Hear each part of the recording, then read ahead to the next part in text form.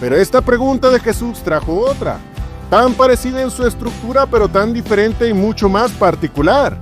Iba a ser dirigida individualmente, ya que la otra preguntaba lo que otros pensaban. Ahora viene esa pregunta, la que nadie en este mundo puede esquivar. Es una bala directo al corazón. Evangelio según San Marcos, capítulo 8, versículo 29. Entonces él les dice, ¿y vosotros, quién decís que soy yo? Y respondiendo Pedro le dice, tú eres el Cristo. ¡Wow! ¡Qué pasaje! ¡Qué pregunta! Y vaya respuesta de Pedro. Tú eres Cristo, el ungido, el Mesías príncipe a quien Daniel se le reveló después de esa larguísima oración de 21 días. Tú eres el Cristo, el Hijo de Dios viviente, dice en Mateo en este mismo pasaje paralelo.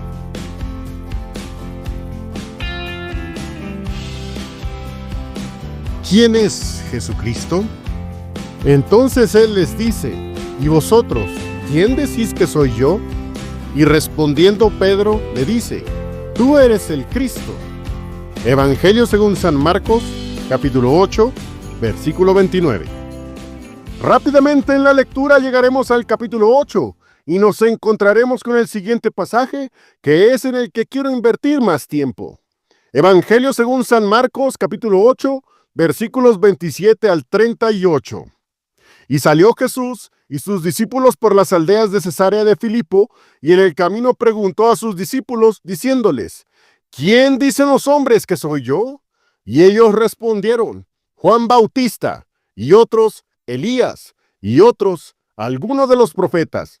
Entonces él les dice, ¿y vosotros, quién decís que soy yo? Y respondiendo Pedro, le dice, tú eres el Cristo. Y les apercibió que no hablasen de él a ninguno, y comenzó a enseñarles que convenía que el Hijo del Hombre padeciese mucho, y ser reprobado de los ancianos, y de los príncipes de los sacerdotes, y de los escribas, y ser muerto, y resucitar después de 3 días. Y claramente decía esta palabra. Entonces Pedro le tomó y le comenzó a reprender. Y él, volviéndose y mirando a sus discípulos, riñó a Pedro, diciendo, apártate de mí, Satanás, porque no sabes las cosas que son de Dios, sino las que son de los hombres. Y llamando a la gente con sus discípulos, les dijo, cualquiera que quisiere venir en pos de mí, niéguese a sí mismo, y tome su cruz, y sígame. Porque el que quisiere salvar su vida, la perderá, y el que perdiere su vida por causa de mí y del Evangelio, la salvará. Porque, ¿qué aprovechará el hombre si granjeare todo el mundo y pierde su alma? ¿O qué recompensa dará el hombre por su alma? Porque el que se avergonzare de mí y de mis palabras en esta generación adulterina y pecadora, el Hijo del Hombre se avergonzará también de él, cuando vendrá en la gloria de su Padre con los santos ángeles. Sí, es un pasaje largo, yo lo sé. Pero ¿cómo resumir más la respuesta a la gran pregunta que estamos planteando? ¿Quién es Jesucristo? Aún con esto, siento que me quedaré muy corto. Vean desde dónde inicia esta historia. Y salió Jesús y sus discípulos por las aldeas de Cesarea de Filipo.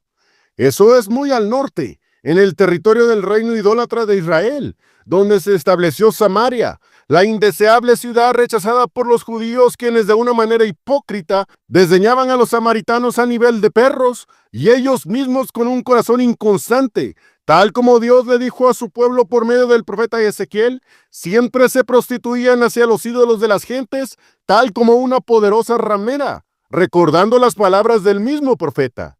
En otras palabras, todos necesitaban a Jesucristo, pues el pecado es la plaga que trajo la muerte a la humanidad.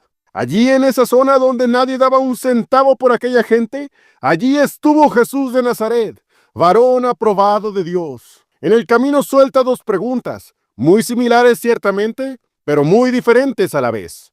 Son las preguntas más trascendentes que todos nosotros como seres humanos debemos responder, y dependiendo de nuestra respuesta podremos saber quién es Jesucristo. Leamos nuevamente la primera de esas preguntas. Evangelio según San Marcos, capítulo 8, versículo 27. Y salió Jesús y sus discípulos por las aldeas de Cesarea de Filipo, y en el camino preguntó a sus discípulos, diciéndoles, ¿quién dicen los hombres que soy yo? ¿Acaso no era famoso para este momento? Los judíos pedían señales, tal como lo expone Pablo en una de sus cartas. ¿Quién hasta entonces había enmudecido al mar? ¿Quién había hecho ver a los ciegos y hacer andar a los paralíticos? Sus mismos discípulos no pudieron echar demonios, y justo en esa zona sacó una legión de ellos en un solo hombre y los echó en un hato de cerdos. Vaya que era conocido. Lo es ahora también, ¿no es cierto? Independientemente si la gente lo odia, es indiferente, le simpatiza o le acepta. De él se habla en muchos rincones en este planeta. Pero la pregunta sigue en pie. ¿Quién dicen los hombres que soy yo? Un poder superior, dicen algunos extraviados y arrogantes a la vez. Fue un gran hombre, como si Buda, Mahoma o Gandhi fueran de su mismo nivel. Es un ejemplo a seguir, tal como lo son muchos hombres moralmente aceptados por las multitudes. Expresiones de esa naturaleza se repiten hasta el cansancio entre los hombres. Y eso mismo lo encontramos en la respuesta de los apóstoles a esa pregunta. Evangelio según San Marcos, capítulo 8, versículo 28. Y ellos respondieron, Juan Bautista, y otros, Elías, y otros, alguno de los profetas. Al pensar en esta respuesta podemos razonar un poco y decir, al menos pensaban en hombres muy sublimes. Tanto Elías como Juan el Bautista fueron los precursores de Jesús, y de Juan el Bautista nuestro Señor dijo que no ha habido mayor profeta que se haya levantado en la tierra. Esa comparación es muy loable para cualquiera de nosotros y nos sentiríamos muy honrados, pero no para Cristo, para nada. No reconocerlo como quien es Él es negarlo atrozmente, pues quien hace semejantes declaraciones, aun a pesar de conocer lo que Él hizo, es decir, no creo que sea Él y no creo en Él. A lo mucho es su precursor. Vean pues la necedad y dureza de ese empedernido corazón. No están dando en el clavo. Pero esta pregunta de Jesús trajo otra, tan parecida en su estructura, pero tan diferente y mucho más particular. Iba a ser dirigida individualmente, ya que la otra preguntaba lo que otros pensaban. Ahora viene esa pregunta, la que nadie en este mundo puede esquivar. Es una bala directo al corazón. Evangelio según San Marcos, capítulo 8, versículo 29. Entonces él les dice, ¿y vosotros, quién decís que soy yo? Y respondiendo Pedro le dice, tú eres el Cristo. ¡Wow! ¡Qué pasaje! ¡Qué pregunta! Y vaya respuesta de Pedro. Tú eres Cristo, el ungido, el Mesías príncipe a quien Daniel se le reveló después de esa larguísima oración de 21 días. Tú eres el Cristo, el Hijo de Dios viviente, dice en Mateo en este mismo pasaje paralelo. Sí, Pedro lo dijo, aquel hombre que se le ve regándola incontables veces en los evangelios. Recuerden que no hace mucho Pedro era un pescador sin letras e ignorante, un Galileo tosco y sin elegancia que trae la educación. Es notable entonces que esa revelación del impetuoso discípulo solo Cristo lo puede revelar. Y si Pedro entendió y dio en el clavo, fue solamente por la gracia de Dios. He aquí el asunto, mi estimado oyente. Creemos en Cristo y lo aceptamos en nuestra vida solamente por la gracia de Dios, su gran favor inmerecido, y solo Él lo pudo revelar en nuestras vidas. Bien leemos que Dios es quien en nosotros obra en el querer como en el hacer por su buena voluntad. Hay demasiadas implicaciones teológicas que era evidente que Pedro no entendía de su declaración. Pero lo más importante era que lo había hecho su Señor y Cristo.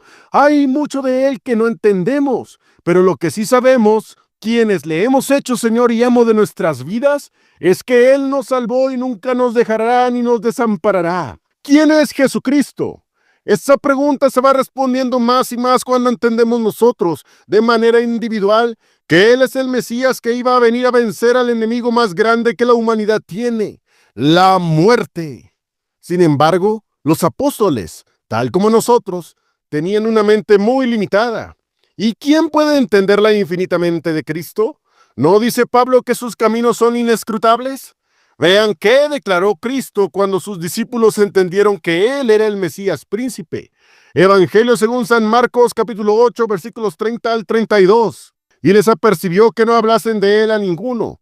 Y comenzó a enseñarles que convenía que el Hijo del Hombre padeciese mucho y ser reprobado de los ancianos y de los príncipes de los sacerdotes y de los escribas, y ser muerto y resucitar después de 3 días. Y claramente decía esta palabra. Entonces Pedro le tomó y le comenzó a reprender.